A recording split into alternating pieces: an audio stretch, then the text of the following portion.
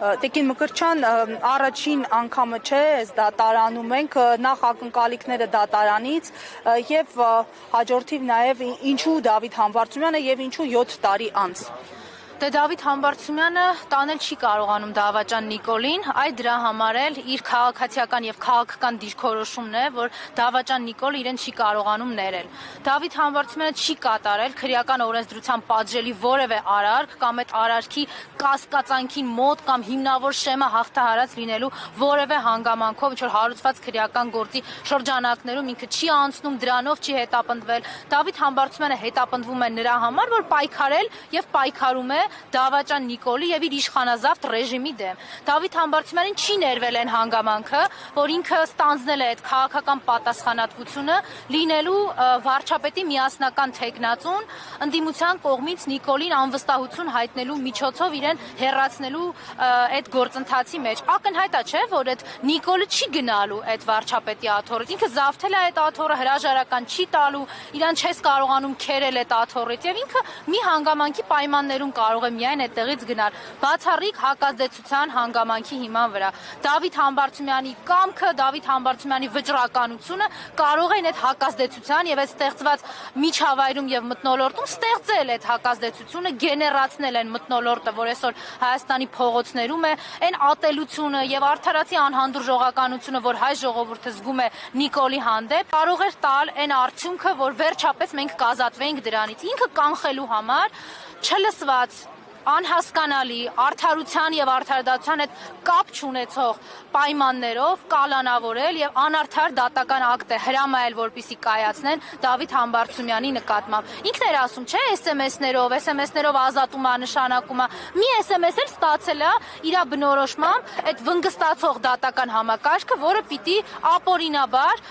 կալանքի տակ պահեր Դավիթ Համբարձումյանին։ Դուք ասեցիք ինչ արդարություն, ինչ ընկալումներ ունեք եւ ինչ ակնկալիքներ ունեք։ Նիկոլ Փաշինյանը 2018 թվականից արդարադատություն իրականացնելու ֆունկցիան եւ գործառույթը վերցրել է դատարանների ձեռքից եւ իր բնութագրմամբ իսկ տվել է նոր գործառույթ՝ վնգստալու, պատերի տակ վնգստալու գործառույթը։ Հիշեք ինչպես էին ասում, որ կալանքը ուզեն չուզեն պիտի տան։ Հիշեք ինչպես էր ինքը հանձնարարում, թե այդ որ մի դատավորն է, որ իմ ասածը պիտի չանի։ Հիմա ապացուցում են, որ այո, Հայաստանում դատավոր չկա, Հայաստանում կան Նիկոլի կամակատարներ, ովքեր որ մեկիս ուզեն եւ որ պահին ուզեն, մենք կհայտնվենք Դավիթ Համբարձումյանի փոխարեն։ Թող որևէ մեկը այստեղ կանգնած մեզ դիտող Հայաստանի քաղաքացիները չմտածեն, որ իրենք ոչ մի բան չեն արել, ոչ մի բանի հետ կապ չունեն եւ իրենց հետևից Նիկոլը չի գալու։ Նիկոլը իրենց հետևից գալու է, որտեւ իրենք հայ են, Հայաստանի քաղաքացի են, Նիկոլի համար դիմադրության պոտենցիալ օջախ։ Հիմա հեշտ որակում է գտնվել բոլոր քաղաքացիները, ովքեր որ որոշում են ընդդիմադիր հայացքներ ունենալ, ընդդիմախոսությամբ հանդես գալ, որակվում են իբրև հիբրիդային գործակալ, անգամ նույնիսկ այս օրակարգը հասել է արևմուտք, դրա համար գումարներ են հատկացվել, գուցե արդեն որպեսզի պայքարեն այդ գործակալների դեմ։ Այս առնչությամբ ինչու ընդդիմությանը չի հաջողվում արևմուտքին ցույց տալ երկրում տեղի ունեցողը։ Հայ ժողովրդի դեմ մի հիբրիդային գործիք կա եւ հիբրիդային պատերազմի արդյունքում դավաճան Նիկոլը, իշխանազավթ Նիկոլը 2018 թվականին բերվել է իշխանության,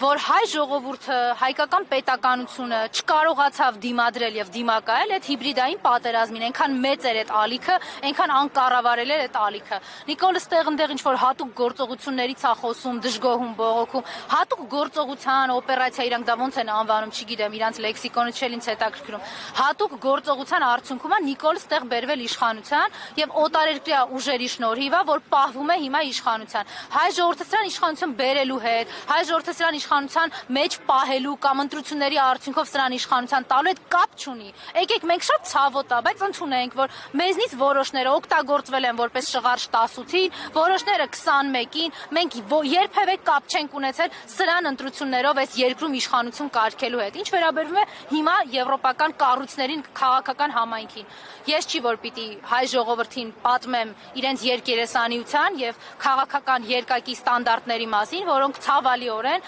առաջին հերթին հենց հայ ժողովրդի կյանքի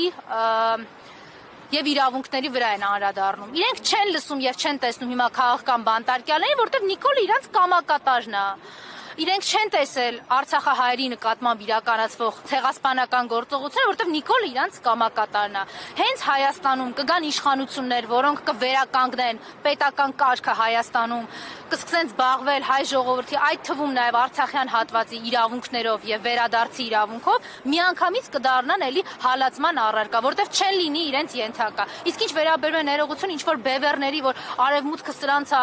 պաշտպանում, չգիտեմ, Ռուսաստանը նրանց եկեք մի ճշմարտության մասին ուղակի բարձրաձայնենք, հա, որտեղ մենք նենց ծայրահեղ վիճակում ենք, որ էլ մեկս մեկին ոչ խաբելու, ոչ էլ ճշմարտությունը թաքցնելու հնարավորություն չունենք։ 21 թվականի նոյեմբերի 9-ին Նիկոլին պետք է Ռուսաստանի Դաշնության քաղաքական ստորագրությունը ընտրությունների գնալու համար, 26-ին հիմա ընտրել է արդեն ամերիկյան բևեռում ստորագրություն ստանալու հանգամանքը, նենց որ իր արևմտյան տերերն էլ, իր տարբեր տեղերում գտնվող հովանավորներն էլ, տարբեր երկրամասերում գտնվող հովանավորներ իրան լավ պահում են։ Մեր գործ ուղակի սեփական ուժերով համախմբվելն է ու սրան հակազդեցություն տալը։ Համատեքստում ոնց եք հնարավոր համարում, եթե ասում եք կոնսոլիդացիա կա Փաշինյանի թեկնածության շուրջ։ Կոնսոլիդացիա կա իր արտաքին տերերի մոտ եւ դա միշտ էլ եղել է 18-ից անփոփոխ է եւ հանրապետականը դրա մասին խոսել է։ Իմ կոնսոլիդացիան մեր այստեղ հավաքված ժողովրդի, մեր հասարակության մասին է, այն հասարակության, որտեղ ամեն 4-րդը շատ հստակ առանց վախենալու հայտարարում է, որ Նիկոլը դավաճան է։ Այս քաղաքացիների գիտակցության, կամքի, վճռականության ու կոնսոլիդացիայի մասին է խոսքը։